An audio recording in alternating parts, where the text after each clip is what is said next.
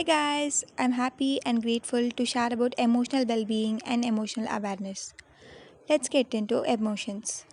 Emotion, feeling, and mood, all three are slightly different. Emotion is defined as a complex reaction pattern involving experimental, behavioral, and physiological elements. Emotions are how individuals deal with matters or situations they find personally significant. Emotional experiences have three components: a subjective experience, a physiological response, and an expressive response. A feeling is the result of an emotion and may be influenced by memories, beliefs, and other factors. A mood is any short lived emotional state, usually of low intensity. Understanding emotions. Emotions are a part of our basic functioning as humans. They are present in everyone and they are there to guide us and help us make decisions. Emotions are felt in the body. They involve somatic sensations, special postures or movements, and tendencies towards certain actions. They are also understood as signals to behave in certain ways during particular situation. Generally, emotions are not voluntary. That is, you can't make yourself feel a particular emotion. They are a bit like internal weather, coming and going, changing from time to time, flowing from one to another, sometimes stormy and sometimes calm. Hence, emotions are energy in motion. Joy, love, satisfaction, contentment, interest, amusement, happiness, serenity, awe are all positive emotions. Everybody likes it. They are pleasurable to experience and comes under desirable situations. Negative emotions are unpleasant and unhappy. We don't like it. If an emotion discourages and drags you down, then it's most likely a negative emotion. Examples of negative emotions are fear, anger, disgust, sadness, rage, loneliness, melancholy, and annoyance. We need both positive and negative emotions to function effectively, grow, and thrive. Are negative emotions necessary? Yes. Although they are not pleasant to experience, negative emotions really are necessary for a healthy life. What does negative emotions do? Negative emotions give us a counterpoint to positive emotions. Without the negative, would the positive emotions still feel as good? No, right? Negative emotions serve evolutionary purposes, encouraging us to act in ways that boost our chances of survival and help us to grow and develop as people. There is a good reason for each of the basic emotions, both positive and negative.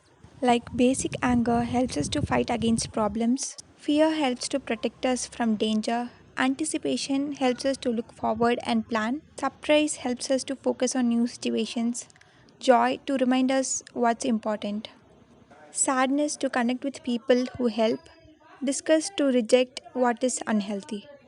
As unpleasant as they may be, it can't be denied that negative emotions serve important purposes in our life. Do you know? We feel stressed by both negative and positive emotions.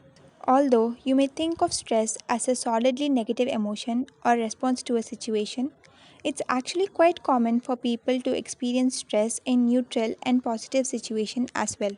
In fact, many experiences commonly thought of as positive can contribute to huge amounts of stress to our life. Example: planning for an upcoming wedding, preparing to move to somewhere you are excited to live, and having a baby.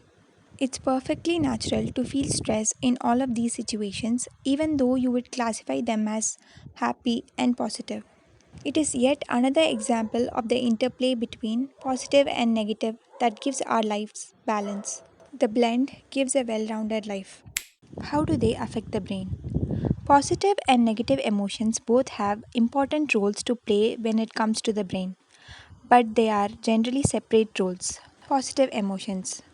Positive emotions can increase our performance on a cognitive task by lifting our spirits without distracting us like negative emotions do.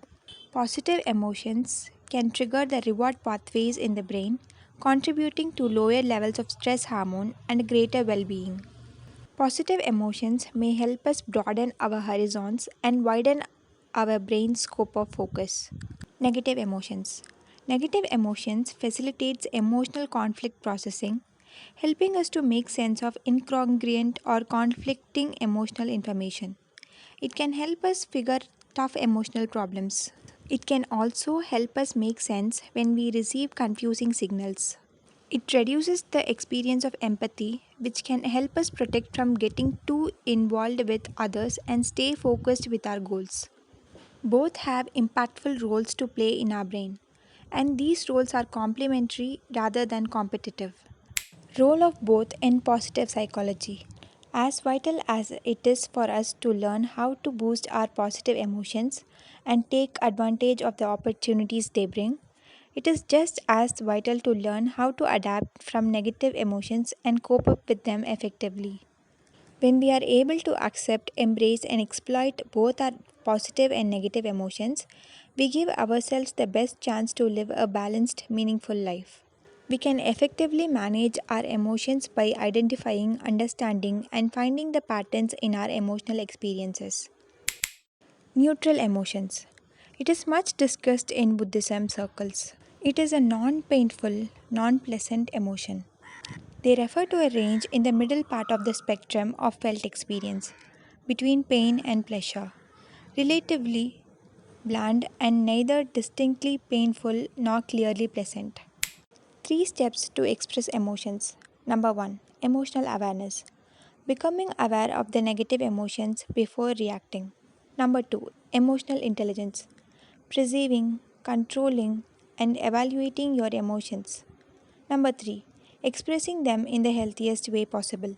Spread joy and happiness. Thank you. Have a good day or night.